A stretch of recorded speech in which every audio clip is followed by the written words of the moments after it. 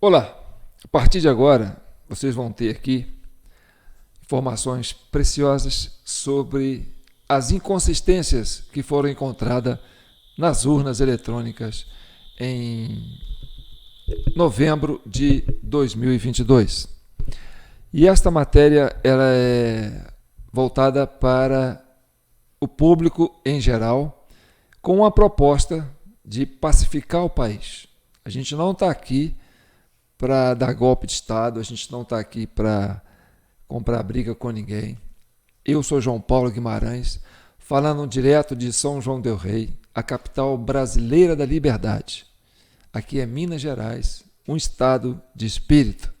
Essa é a Comissão Cidadã de Inquérito e ela agora é permanente. É a CECIP, e essa já é a edição 154. Nós temos a nossa chave Pix, jpnoticias@gmail.com. É com essa chave que a gente mantém essa comissão e você pode contribuir com qualquer valor se você achar que essa informação é relevante para você e para o Brasil. Então, eu quero começar com vocês dizendo que vocês têm que ter paciência. Primeiro que vocês têm que baixar esse arquivo, fazer download para você ter isso aí e você assistir isso várias vezes, porque isso aí é um trabalho didático e com muita sustentação. Nós buscamos informações muito precisas e honestas para você ter uma ideia de como que é o processo que se dá nas urnas eletrônicas do Brasil ao longo desses quase 20 anos.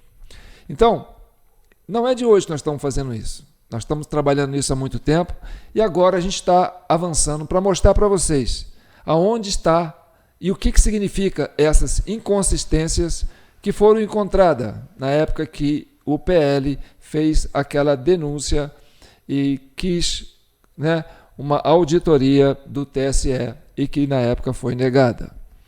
Então vamos avançar com isso. Informações que você precisa saber antes. Que a digital do mesário, ela tem uma prerrogativa, ela é cadastrada na urna eletrônica e ela abre a urna para qualquer eleitor votar. Aquele eleitor que não tem a sua biometria reconhecida, então a biometria que é usada para reconhecer, para poder abrir a urna para esse eleitor que não tem biometria reconhecida, é a digital do mesário.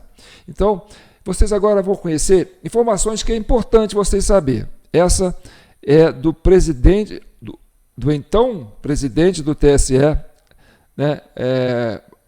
Barroso, quando ele era presidente do TSE, ele lançou esse vídeo explicando sobre log de urna. Log de urna, que documento que é. Isso é importante você saber agora, presta atenção. A urna possui um arquivo que é chamado de log da urna. Ele é igual à caixa preta de um avião, ou seja, registra todas as operações realizadas na urna. Horário em que foi ligada, horário em que o primeiro eleitor foi habilitado e assim sucessivamente até o momento em que ela for desligada. O log de cada urna é fornecido aos partidos políticos caso solicitem. Então preste atenção. Isso é uma informação oficial do TSE, feita por um ex-presidente do TSE em exercício, que hoje é presidente do STF, tá certo? Ministro Barroso. Então, essa informação é importante. O que ele diz? Que o log da urna é um documento que funciona como uma caixa preta, que ali você entende todo o processo de votação, que hora que cada um votou, que hora que abriu, que hora que encerrou a urna eletrônica, tá certo? Então, é um diário da urna. Aí, agora você vai conhecer a fala do senhor Paulo, e ele é presidente do Instituto Voto Legal. Foi a pessoa que debruçou sobre esses arquivos de logs. Ele e outras pessoas. Porque esses logs que foram disponibilizados pelo TSE, esses profissionais, esses expertise na área de inteligência informática, fizeram o download e fizeram a interpretação desses arquivos.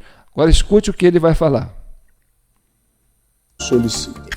Porque na hora que apareceu essas coisas na imprensa, até quando vazou, vários grupos que estão estudando esse assunto começaram a nos procurar, dizer, também achei isso, também achei aquilo. E eles, de fato, acham coisas interessantes, porque agora tem transparência, que foi o avanço do TSE, o log está publicado, qualquer pessoa vai lá, baixa o log. O negócio do log tem o documento. Então não tem dúvida, está errado. Não é minha opinião, é sua, está no seu documento. Só estou mostrando para você que o arquivo está diferente do que vocês disseram que tinha que ser. Então, essa informação é importante, que ele fez, né, baixou os arquivos, interpretou o arquivo e achou inconsistências em relação ao arquivo original que antes foi apresentado para aquela comissão de fiscalização, do qual esse senhor também fazia parte. Então, presta bem atenção, depois que esses arquivos foram baixados e que as pessoas fizeram download desses arquivos, essas pessoas ligadas a partidos e a inteligência de informática, né? A hora que eles fizeram essa leitura, isso despertou um start no TSE. Aí que ele deu conta, falou, poxa, nós liberamos informações demais. Tirem esses arquivos do ar. E aí foi preciso tirar, né? O site do TSE ficou fora do ar no dia 4 de novembro e voltou depois. Essa notícia eu vou trazer para você como registro e documento de época. Preste atenção. E uma última informação, o portal de dados abertos do Tribunal Superior Eleitoral, que apresentou instabilidade na noite da última sexta-feira em razão do grande número de acessos, está totalmente restabelecido. Ao perceber que a página estava fora do ar, a Secretaria de Tecnologia da Informação do Tribunal direcionou os usuários para o portal de dados abertos do Governo Federal, que abriga as mesmas informações, mas que também ficou indisponível. Para solucionar o problema, ainda na noite de sexta-feira, foram disponibilizadas alternativas aos cidadãos, entre elas a versão simplificada do portal de dados abertos do TSE, com uma lista de links para que todos os arquivos pudessem ser consultados. Arquivos como boletim de urna, correspondências esperadas e correspondências efetivadas não sofreram qualquer tipo de alteração. Então você viu a preocupação dela falar sobre os boletins de urnas, né? Mas não falou sobre os logs, os arquivos de urnas. Esses logs são documentos, né, são arquivos de tela preta, sabe? Que aparece o comportamento das urnas. São várias informações. Então, a par dessas informações e a par, depois que essa equipe técnica fez uma leitura desses arquivos e encontrou essas inconsistências, aí, né, procurou o PL, o Partido Liberal, que era o partido de um dos candidatos, e falou, olha, achamos isso. E aí convocou-se uma coletiva, na época, né, e isso ainda em novembro, apresentando essa denúncia. Olha, achamos inconsistência nos arquivos disponibilizados pelo site do TSE, em relação às urnas. E a gente gostaria de interagir com os técnicos do TSE para que nos apresente, né, esclarecimentos sobre essas irregularidades. Só que, na verdade, não aconteceu, né? Vamos escutar essa reunião que vocês vão entender. E aí você vai entender um pouco sobre essas inconsistências que eles encontraram nas urnas. O entendimento do TSE é que tudo foi correto. O entendimento desse instituto, o voto legal, contratado pelo PL, é de que há uma série de problemas na votação. Então, hoje, será apresentado pelo engenheiro Carlos Rocha, que liderou esse estudo técnico e que irá comentar aqui para vocês alguns pontos que merecem ser observados. Com a palavra, o engenheiro Carlos Rocha. Logo após o final do segundo turno, no dia seguinte, o TSE, numa ação de transparência extremamente positiva e de uma maneira pioneira, publicou os 3 arquivos no portal de resultados do TSE. E o terceiro arquivo que o TSE nos liberou foi o log da urna. Infelizmente, ficou constatado nesse trabalho da equipe técnica que há 2 comportamentos diferentes. Um comportamento das urnas novas, né?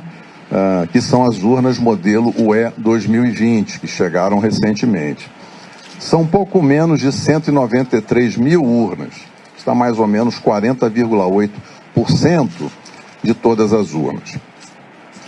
E nessas urnas 2020, o arquivo é gerado da forma esperada. Então, em cada linha que registra cada atividade, aparece o código de identificação da urna correto, que permite associar, então, vincular aquela linha de registro de atividade à urna que realizou aquela atividade. Quando nós fomos analisar as urnas antigas, que são as urnas de modelos de UE 2009 até UE 2015, essas urnas têm pouco mais de 279 mil urnas, o que dá 59,2% do total das urnas. Nessas urnas, infelizmente, encontramos esse número inválido na quarta coluna do log. Em todas as urnas, modelos antigos, o código é inválido. Isso, então, é um indício muito forte de que há um problema nos programas. Esse relatório gerado apontou inconsistências nas urnas fabricadas anteriormente ao ano de 2020. Essas inconsistências são recorrentes em todas estas urnas. Com relação às urnas fabricadas em 2020, essas inconsistências não existem. Que nesses erros que são recorrentes nessas urnas de de fabricação anteriores a 2020, que nessas urnas o resultado eleitoral aponta a vitória de um determinado candidato Lula, num percentual de 52% contra 47% do candidato Bolsonaro. Por outro lado, nas urnas novas, em que... Eu quero chamar a atenção para vocês, porque a hora que ele foi fazer essa leitura, ele quis ser prático. Ele leu só o número cheio, mas ele não leu, né, a fração. Porque se você somar o total, não vai dar 100%, vai dar 99%. Então, nós fizemos um estudo em cima desse percentual que ele apresentou. Como ele não colocou, né, a fração, e aí ficou 99%, nós achamos por bem colocar 5% para um e 5%, quer dizer, 0,5% para um e 0,5% para outro. Isso vai dar uma diferençazinha pequena no todo. Por quê? Porque nós estamos falando de metanúmeros, né? Nós estamos falando de milhões, né? Não é coisa pequena. Então, 0,5 de milhões, né? De 60 milhões, 120 milhões, é muita coisa. Então, quando nós vamos apresentar a nossa planilha, vocês vão ver que nós não vamos ser tão precisos, por causa dessa falha que ele esqueceu de colocar as frações. Mas eu vou repetir aqui, para vocês não perderem o raciocínio. Aponta a vitória de um determinado candidato Lula, num percentual de 52% contra 47% do candidato Bolsonaro. Por outro lado, nas urnas novas, em que é possível a certificação plena do resultado eleitoral, segundo a nossa área técnica, segundo o relatório que nos foi enviado, esse resultado é diferente. Nesse caso, o candidato Bolsonaro teria 51%, pouco mais de 51% dos votos, e o candidato Lula teria 48,95% dos votos. Há, então, dentro de um dado objetivo, uma discrepância de resultados. Então, eu quero esclarecer para vocês o que ele quis dizer. O que significa isso? Ora, ao longo desses mais de 20 anos, foram fabricados vários modelos de urnas. Na verdade, foram 6, né, momentos de fabricação. Então, as 5 primeiras urnas fabricadas, né, os modelos anterior a 2020, que é 2015 para trás, né, esses modelos é considerados os modelos antigos e representa perto de 60% do total de urnas que foram utilizadas em 2022. esses modelos antigos. Já esse modelo de 2022, quer dizer, que foi fabricado em 2020, ele é mais moderno, entendeu? Então, esse modelo, ele representa 40% do total das urnas que foram utilizadas, tá certo? Então, isso é muito importante você saber, porque essas urnas fabricadas a partir de 2020, né, que representa 40% das urnas, é uma urna mais sofisticada e ela é mais fácil de controle. E vocês vão saber isso a partir do momento que eu começar a explicar para vocês, tá certo? Preste atenção. E o Senado Federal debateu hoje possíveis irregularidades na condução das eleições de outubro. A audiência pública ouviu parlamentares, juristas e integrantes da campanha do presidente Jair Bolsonaro, que concorreu à reeleição e perdeu para o ex-presidente Lula. A audiência pública foi convocada pelo senador Eduardo Girão. O objetivo da reunião era esclarecer o processo de votação e discutir ações do Tribunal Superior Eleitoral na condução das eleições. Desde o início do período eleitoral, decisões do TSE retiraram do ar publicações e perfis de autoridades e personalidades que questionaram as eleições. Aqui nós vamos ouvir os dois lados. O consultor argentino Fernando Cerimedo participou da audiência de forma virtual e destacou a importância da auditoria nas urnas eletrônicas. Não tenha tido problemas. Aliás, as diferenças do software também foram encontradas igualmente no modelo 2020, que em muitas urnas, os votos após 17 horas ultrapassam os 50% do total de votos. Registraram votos até as 23 horas. Essas urnas, milhares delas, também registram, segundo logs públicos das próprias urnas, uma diferença entre 6 e 10 segundos entre cada votação. Cada voto entre 6 e 10 segundos. É claro que você cria facilidade para mesários há 20 anos nas mesmas sessões. Eles já sabem quem vai, quantos brasileiros chegaram para votar e já tinham votado por eles. Se houver 5 erros em cada sessão, já são 2 milhões de votos.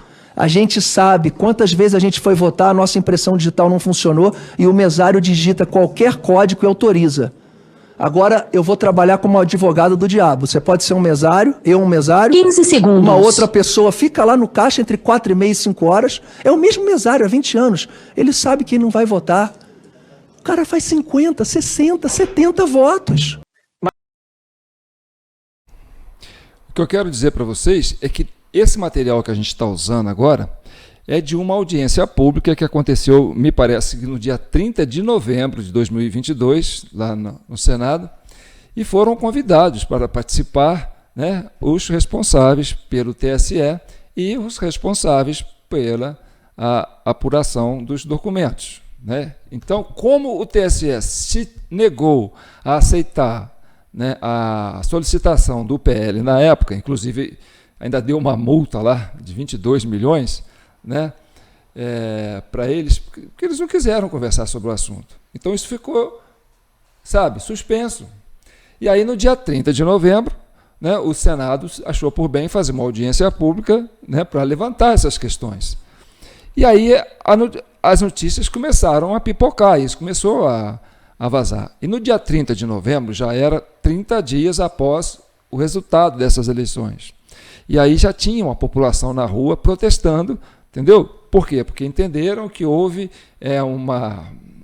uma irregularidade muito grande no processo de condução do processo eleitoral. Então, essa reivindicação. E a partir desse momento, dessa audiência pública, é que, no meu modo de entender, começou a nascer a necessidade de se pensar em algo parecido como o que aconteceu em Capitólio, lá nos Estados Unidos. Olha, as notícias começaram a vazar. Os arquivos dos logs começaram a tornar público.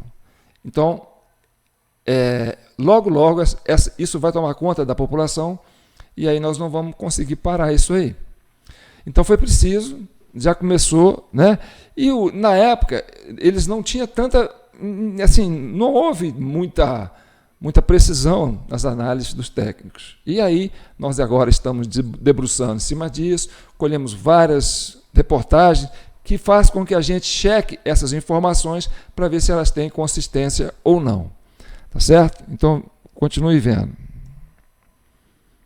15 segundos. Uma outra pessoa fica lá no caixa entre 4h30 e 5 horas, é o mesmo mesário há 20 anos, ele sabe que não vai votar. O cara faz 50, 60, 70 votos. Mas é impossível saber, uma vez que a auditoria verdadeira não foi permitida.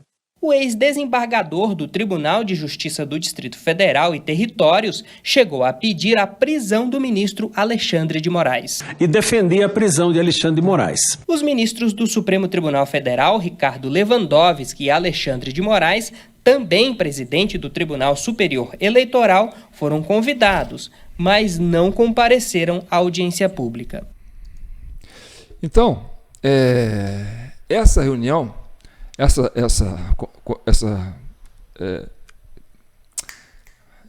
coisa que aconteceu aí, esqueci o nome, né?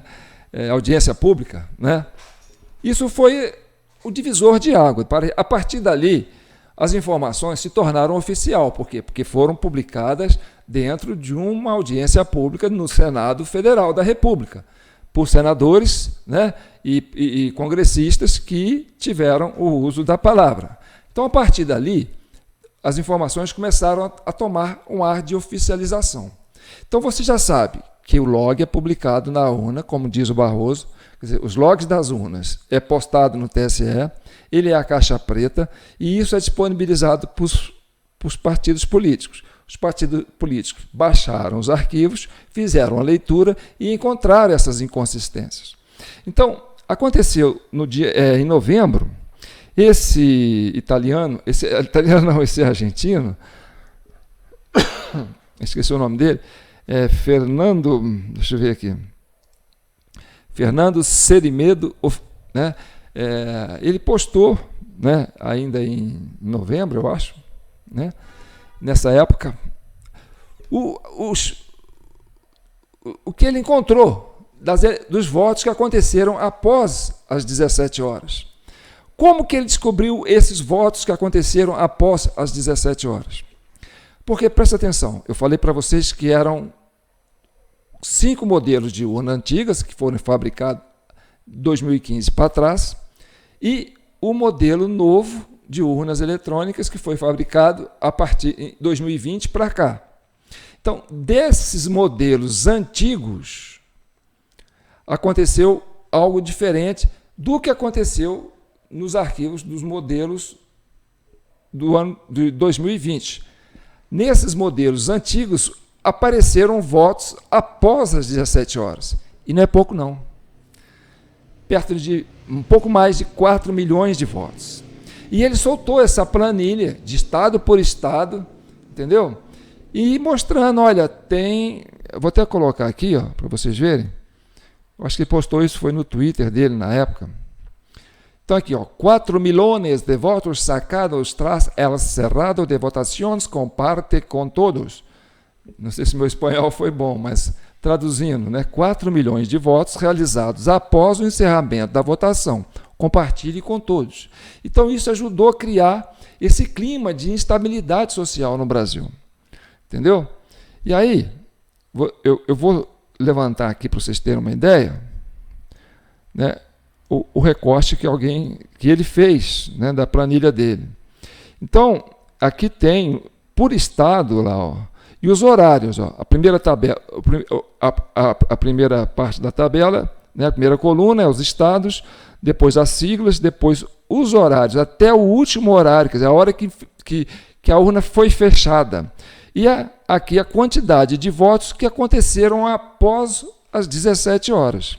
Então, se você reparar, né, os estados, por exemplo, Alagoas, mais de 150 mil, Amazonas, mais de 124 mil, Ceará, por exemplo, aqui Bahia, 632 mil. O último voto de Bahia foi 23 horas e 59 minutos e 27 segundos, quer dizer, quase na virada, né, para segunda-feira. E aí você vai levantando, você vai vendo, ó, Maranhão, terra do Dino, né? Também, ó, 23 horas e 58 minutos, 292 mil votos, né? Após as 17 horas. Então, ele foi fazendo esse levantamento. Então, no final, ele mostrou um total aqui, ó, de 4.068.216 votos que foram encontrados nos logs das urnas disponibilizados pelo próprio TSE, que foram computados após as 17 horas, após o encerramento das votações. Então, aí você fica pensando, João, é possível isso? E depois desse monte de publicações que nós fizemos ao longo desse ano, nós entendemos que sim, entendemos que é possível, e não só nós. Nós colhemos ao longo dos anos, ao longo desse ano, depoimentos, né, de 3 ministros, 2 do STF e um que é o ministro da Justiça atual, Flávio Dino, que na época era candidato a senador, entendeu? Então, eles confirmam que existe essa falha, que o nome que eles dão para isso é mesário pianista. Vamos acompanhar.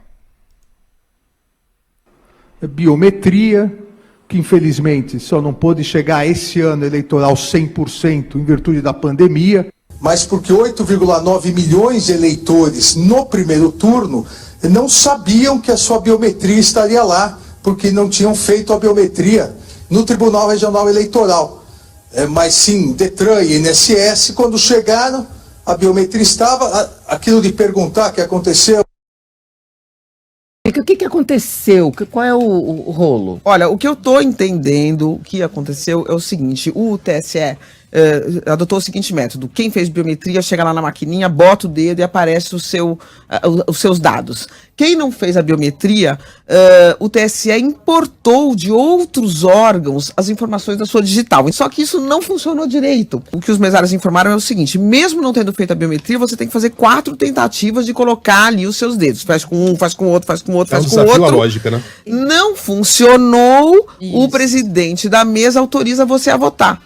Pode ter a possibilidade de fraude em que 10 pessoas não foram votar.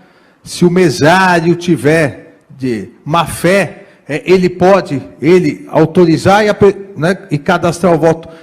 Só que isso não é problema da urna eletrônica, isso é problema da pessoa. Isso vale com o voto escrito, com o voto eletrônico. Esse mesmo eleitor que justificou a ausência tinha votado. Daquele livro de eleitores, o número do título. Porque é o número do título ali que permite que o mesário vote pelo eleitor que não foi, ou pelo eleitor que morreu. O que acontece hoje? Das 5 horas da tarde, o mesário verifica lá em consórcio com os fiscais, verifica os eleitores que não compareceram, porque não foram, porque morreram, porque viajaram. Com o número do título, ele libera a urna eletrônica e vota quantas vezes ele quiser. O surgimento daquilo que na linguagem da justiça eleitoral se fala do mesário pianista.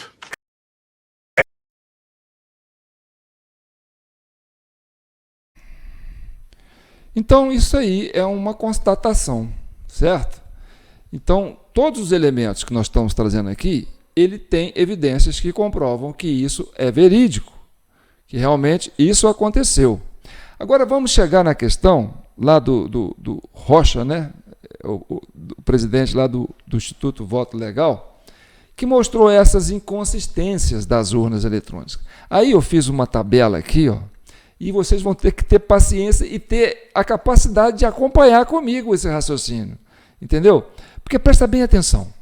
Se você tem 40% do total dos votos, que dá perto, sei lá, eu vou olhar aqui, deixa eu passar para cá, né? Que dá perto de 48 milhões de votos válidos, né? Esses 40,8% dos modelos novos. Então, ele, por ser auditável, né? O arquivo ser auditável, porque cada urna tem um código que identifica, ó, essa urna representa esse boletim de urna. Então, você consegue identificar o boletim da urna com a parte física da urna, onde que urna que é essa, e em que seção que ela estava. Então, como essa urna ela era fácil de ser identificada, olha, essa urna estava na seção, vamos supor, lá de Santa Bica do Nordeste. Não sei se existe, mas estou supondo, entendeu? Estava na seção Santa Bica do Nordeste. E aí, se existir elementos, o cara votou depois das 17 horas, lá apareceu 300 mil votos. Pombas, depois das 17 horas? Então vamos ver. Que urnas são essas? Olha, essa urna aqui está aparecendo, ó, 17 mil votos. Ou tantos mil votos após as 17 horas. Naquela sessão lá. Aí vai lá naquela sessão e chama o mesário. E fala com ele, olha aqui, o que aconteceu aqui depois das 17 horas que apareceram esse monte de votos aqui? Entendeu? Então, a urna de 2020 não apareceu o voto depois das 17 horas. Por quê? Porque daria para identificar o local da urna. E aí você identificaria o autor da fraude. E aí, isso corresponde a 40% do total das urnas. Ou seja, 48.369.360 votos válidos, vamos supor assim, que aconteceram nessas urnas de 2020. Já as urnas anteriores, de 2015 para lá, segundo o depoimento do técnico ali do Instituto Voto Legal, aparece um número inválido em todas as linhas de todas as urnas anteriores a 2020. E que essas urnas, esses arquivos, ele não consegue, através dos logs que a urna, que o site do TSE disponibilizou, identificar qual é a urna física que corresponde àquela votação, que aparece os votos após as 17 horas. Entendeu? Então, esses votos que apareceram após as 17 horas só apareceram nas urnas anterior a 2020. Por quê? Porque não dá para identificar, você não consegue achar a pessoa que fez o crime. Ah, mas durante a votação, antes das 17 horas, é possível acontecer do mesário, o pianista, agir dessa forma? Eu diria que sim. E eu diria que poderia acontecer tanto na urna de 2020, para essas 40% dessas urnas de 2020, como também nas urnas anteriores. Por que você acredita isso, João? Porque é o seguinte, quando a pessoa vai votar, e essa informação nós conseguimos pelo TSE, a pessoa que vota, ela não assina que votou. Ela chega, ela vota, aí ela pega o seu papelzinho e vai embora. Então não tem como você provar que essa pessoa esteve lá votando. Por quê? Porque não tem a assinatura dela. Entendeu? E aí, por exemplo, se o mesário, durante o período eleitoral, quiser votar para outra pessoa, ele pode votar e não tem a obrigação de falsificar a assinatura desse eleitor que ele votou. E isso acontece tanto na urna anterior a 2020, como nas urnas de 2020 para cima, por causa dessa questão de que o eleitor que votou, ele não assina o boletim, não assina o caderno de presença de votação. Entendeu? Então isso aí... Ah, mas aí então é possível que tenha acontecido do mesário trabalhar durante o período eleitoral? Ah, vamos supor, se o mesário faz isso depois das 17 horas, se na hora que ele estiver lá, olhar para um lado, olhar para o outro, o pessoal foi tomar um café, pum, ele vai lá e faz. Se aparecer, por exemplo, alguém que foi votar, aí deu fala assim, pô, eu votei no lugar desse cara, o mesário votou no lugar dele, aí ele fala, pô, mas você já votou. Aí eu falo, não, mas eu não votei. Isso acontece, mas você já votou. Não, vou dar um jeito aqui. Aí arranja um outro eleitor, pega um outro título de outro eleitor e dá para ele votar, porque o mesário, ele tem autonomia na urna. Isso é que é o problema. A digital do mesário abre a urna para qualquer eleitor votar. Isso em todas as urnas, nas 577.125 urnas. Então, essa fragilidade da urna existe por causa disso, porque o mesário tem essa autonomia. E aí você pensa, será que existe, né, um exército de mesários trabalhando em torno disso? Bem, quem está falando isso é o Gilmar Mendes, né, o mais antigo, o decano do STF. Quem está falando isso é o ministro da Justiça, Flávio Dino, que diz que depois das 17 horas o mesário faz o que ele quiser. Quem está falando isso é o próprio Alexandre de Moraes, presidente do TSE, que ele diz, mas aí não é problema da urna, é problema da pessoa. Ah, tá, então a urna não é problema, é a pessoa que é o problema. Sim, a pessoa que é o problema. E quem está escondendo essas pessoas? E quem está escondendo essa informação da população? Essa que é a pergunta que a gente está fazendo. Entendeu? Então, agora nós vamos fazer o seguinte. Eu pensei aqui com meus botões durante muito tempo, eu falei, caramba, se você vai fazer uma pesquisa eleitoral no Brasil inteiro, você vai pegar uma amostragem. Você vai em cada estado, pega uma amostragem, tá? Às vezes você consegue entrevistar perto de 2.000, 4.000 pessoas. E aí você tem, né, um diagnóstico de probabilidade, 2 para mais, 2 para menos, que te dá o que vai acontecer nas urnas eletrônicas. Bom, se você tem essa amostragem tão pequenininha e consegue acertar, imagina você com uma amostragem de 40% das urnas total dos votos. Imagina você com uma amostragem de 48.396 eleitores.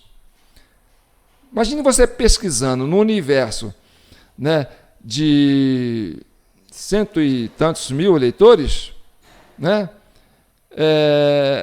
48 mil eleitores. 48 milhões, 100 e tantos milhões de eleitores, você pesquisando 48 milhões. Lógico que você vai ter uma precisão muito grande desse percentual. Então, eu vou mostrar para vocês aqui, e aí antes de eu mostrar, vocês ficam olhando para mim, porque se eu mostrar, vocês vão ficar doidos, porque vai aparecer um monte de números, um monte de quadradinho, aí você fala, nossa, João, você vai me deixar doido. Então você presta bem atenção.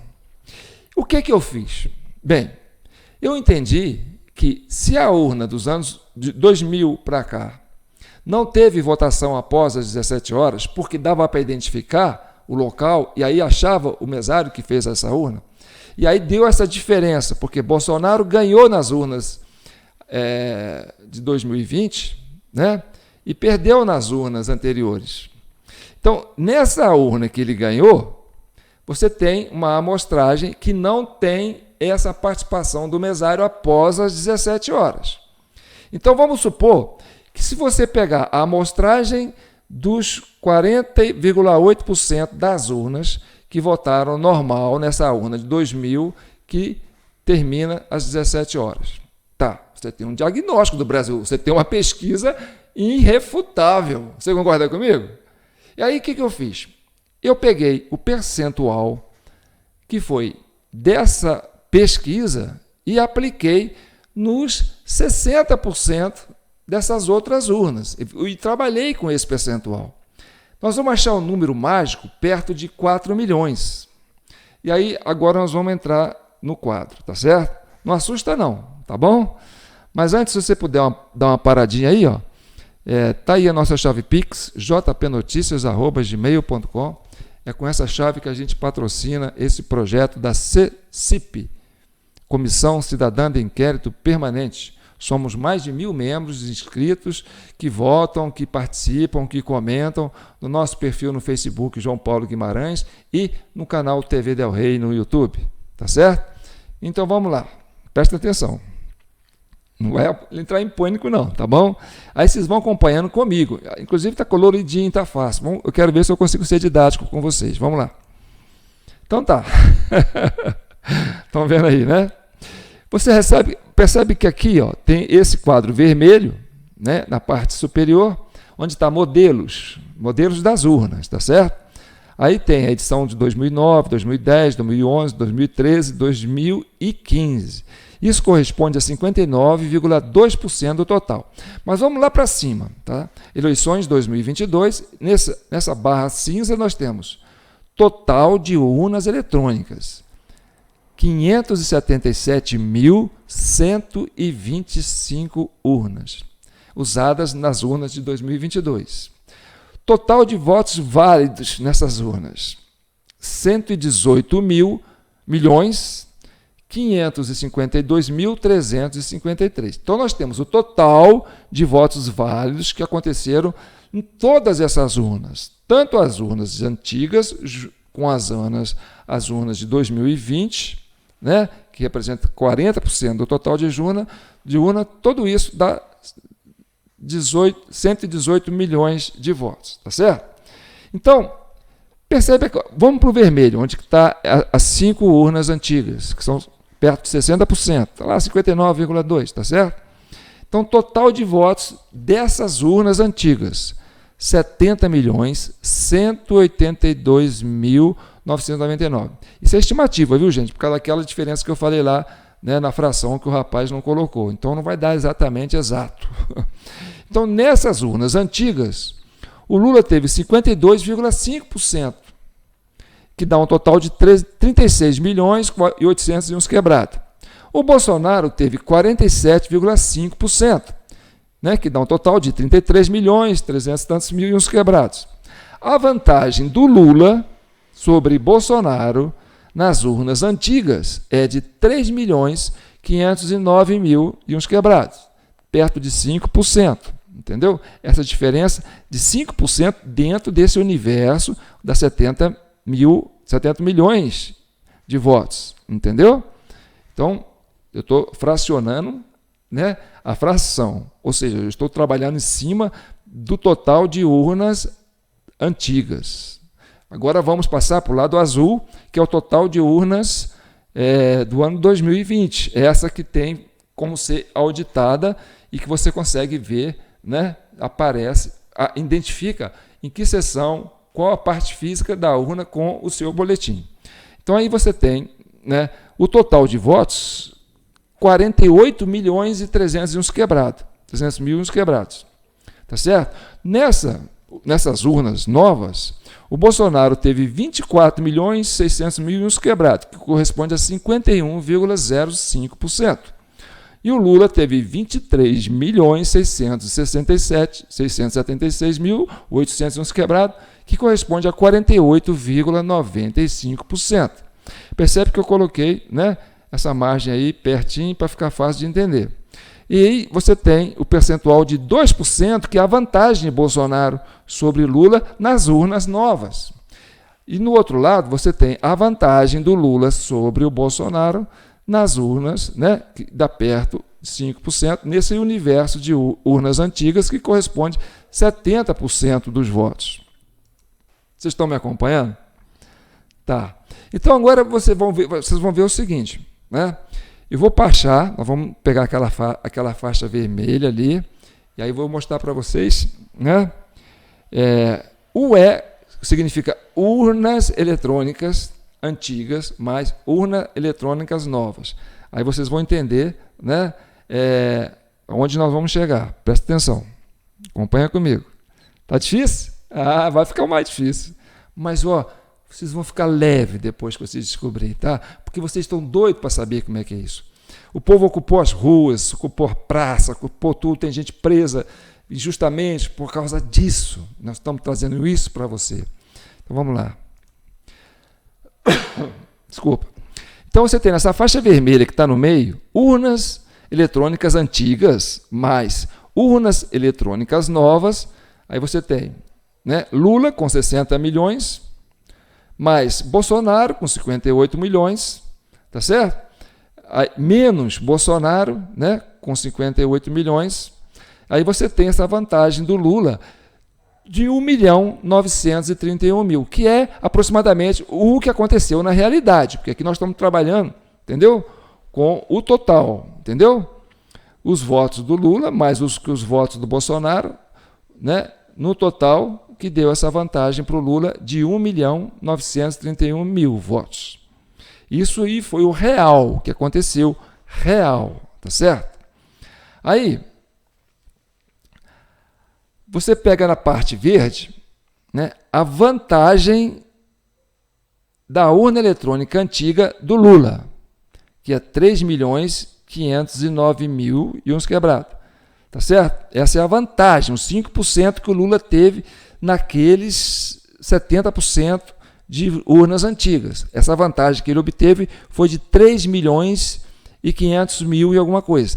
Mais a vantagem das urnas novas do Bolsonaro, nessa parte azul, né, que corresponde a 40% do total de urnas, que dá 2%, que é 1.115.000 e uns quebrados, tá certo? Você somando essas duas vantagens, de um com o outro, você vai ter um número mágico, que é 4.424.000 e uns quebrados. Então, esse número, 4 milhões e alguma coisa, é um número mágico. E eu vou explicar isso para vocês, tá certo?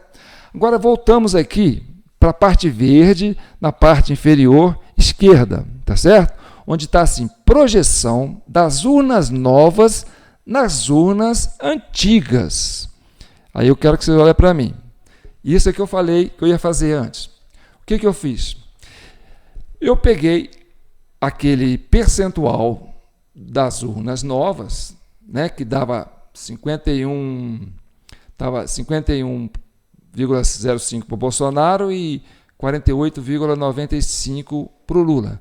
Tá, então eu entendi, nós entendemos, você entende comigo, que isso é uma amostragem muito significativa. Olha, eu estou pegando quase metade, né? Eu estou fazendo uma pesquisa com quase metade da população do Brasil inteiro para saber em quem que ele ia votar. Mas aí foi e votou. Então, é uma amostragem real, documentada, factoide, não, factual, tá certo? Então, quando eu tenho essa amostragem, eu posso estender, falar assim, bem, então se eu achar que eu posso pegar esses 70% de urnas que foram feitas, essas 70% de votos que foram feitos nas urnas antigas e aplicar esse mesmo percentual que aconteceu nas urnas novas, quanto que teria, né, cada um ali naquela parte das urnas antigas. Voltamos aqui. Então você tem a parte amarela em cima, as urnas antigas, aí você vai para o quadrinho verde lá embaixo. Ó. Projeção das urnas novas nas urnas antigas. Eu vou pegar aquele percentual que está lá, ó, Bolsonaro 51,05 das urnas novas, né? E o Lula com 48,95 das urnas novas. Aí você vai ter o seguinte, só que vou aplicar nos 70 milhões, não nos 48 milhões. Aí quando você pega nos 70 milhões, você tem Bolsonaro com 35 milhões e 800 mil e uns quebrados, e o Lula com 34 milhões 354 mil e uns quebrados, porque é 48. Aí você tem uma vantagem para o Bolsonaro de 1.473.000 e uns quebrados, que corresponde a 2%, certo? Então, essa diferença que Bolsonaro poderia ter tido e deveria ter tido nas urnas antigas, né, se você tirar aquela votação que aconteceu após as 17 horas. Entendeu? Porque ali tinha perto de 4 milhões e alguma coisa. Agora vamos aqui para essa parte branca do lado direito, na parte de baixo. Então tá. Então a vantagem das urnas eletrônicas novas do Bolsonaro, né, era de 1.115.000 e uns quebrados, tá certo?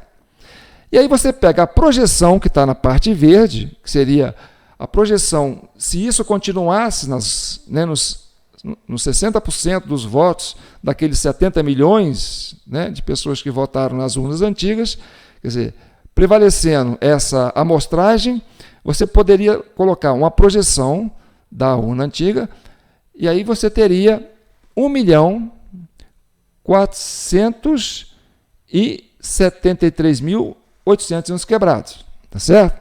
A favor de Bolsonaro. Isso, se eu pegar a estatística dessa amostragem de 40% das urnas novas e aplicar nos 59% das urnas antigas. E aí você tem a soma dessa vantagem projetada a favor de Bolsonaro de 2.481.000 quebrados. 800.000 quebrados, tá certo? Agora vamos para o número mágico. Você pega vantagem real do Lula. Essa é a vantagem real do Lula. Está lá, ó, na parte verde, na parte vermelha, né, é a vantagem real, é o que aconteceu no dia da apuração, incluindo os 4 milhões de votos que aconteceram após as 17 horas. Essa vantagem daria, quer dizer, do Lula, é de 1.931.000 e uns quebrados, mais a vantagem proporcional do Bolsonaro, que é aquilo que eu falei, né? A soma das duas, da amostragem de cima com a amostragem dos 70% do outro lado, mas usando as estatísticas dessa amostragem das urnas novas, tá certo? Aí você tem o Bolsonaro lá na parte preta, lá embaixo, ó, do lado direito, 2.489.000 e uns quebrados. Aí você soma esse 1.931.000, que é a vantagem real do Lula sobre Bolsonaro, mais a vantagem do Bolsonaro que teria se ele tivesse usado, entendeu? Quer dizer, se não tivesse tido votos após as 17 horas, seria essa vantagem para o Bolsonaro, de 2.489.000. A soma dessas duas vantagens, quer dizer, a diferença, né, quando você, assim, a distância, né, daria 4.421.000 votos. Entendeu? E aí, agora nós vamos pegar aqui, ó, lá naquela planilha daquele italiano, e vocês vão ver, né? Vocês vão ver aqui, ó. Vou abrir aqui. Espera aí que eu tenho que aumentar aqui para ficar bonitinho. Ó, vamos entrar aqui, ó. Vocês vão ver aqui, ó, né?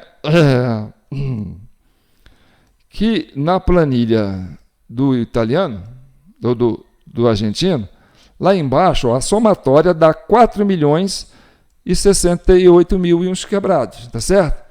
Essa diferença que deu da minha é por causa daquela coisa que eu te falei, né? Como o rapaz não tinha ele passou o número redondo e faltou 1% na hora dele colocar as frações dos números, eu tive que improvisar. Então deu essa pequena diferença. Mas esse número mágico de 4 milhões e alguma coisa é o número que realmente importa, entendeu? Ou seja, eu acho que ficou claro para vocês, entendeu? Nós tivemos, né, essa apuração confirmada, não foi só por mim.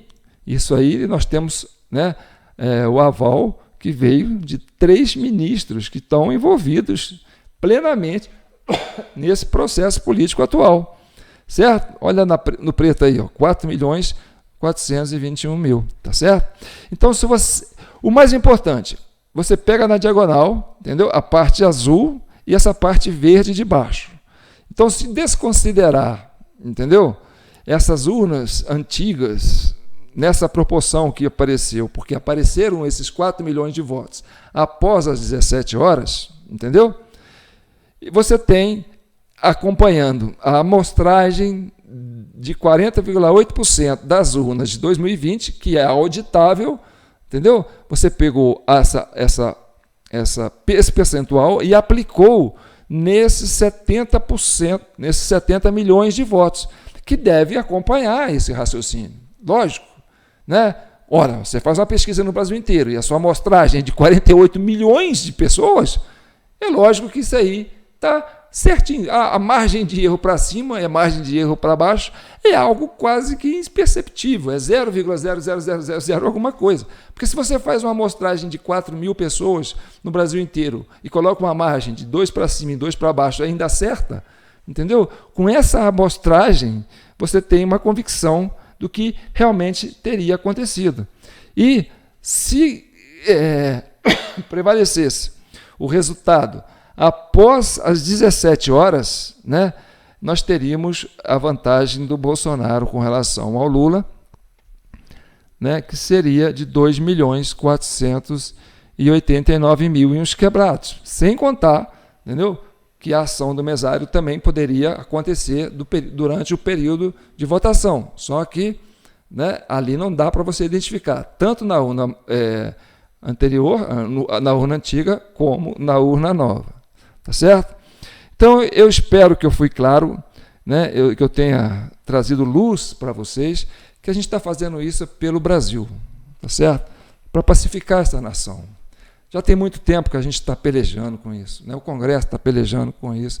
Nós estamos refém de uma artimanha aí, olha, não é fácil, tá certo? E agora a gente tem muita gente para soltar, muitos presos políticos para soltar, ainda tem muitos presos políticos para soltar e muito figurão aí, né, que vai ter que responder sobre essas questões. E aí eu espero que vocês continuem compartilhando, comentando e tornando isso bastante público, né? Por quê? Porque está na hora da gente resolver essa questão no Brasil, entendeu? Esse negócio de ficar gritando, né? O TSE, se não fosse o TSE, o Lula não tinha ganhado, derrotamos o bolsonarismo. Quer dizer, a gente precisa resgatar as nossas instituições. Isso está deteriorando as nossas instituições. Isso está corrompendo os nossos, está criando cupim nos nossos códigos processuais, na nossa regra social. Então, isso está adoecendo a sociedade. Então, foi importante eu trazer isso para você. Está aí a nossa chave Pix, jpnoticias@gmail.com. Quanto vale essa informação? Que você puder contribuir com a gente aí, vai ajudar muito a gente a avançar com essa CCIP, Comissão Cidadã de Inquérito Permanente. Eu sou João Paulo Guimarães, falando diretamente de São João del Rei, a capital brasileira da liberdade, Minas Gerais, um estado de espírito. E fique com Deus, esse camelô se despede de vocês. Eu sou camelô, tá certo? Fique com Deus e que o manto de Nossa Senhora cubram todos vocês e protejam todos vocês, que unam as famílias, que unam, né, os discursos políticos num pensamento só, que é salvar o nosso sentimento de pátria, de nação, né? Vamos resgatar o nosso amor ao próximo, porque um enganando o outro não vai dar certo. Um abraço.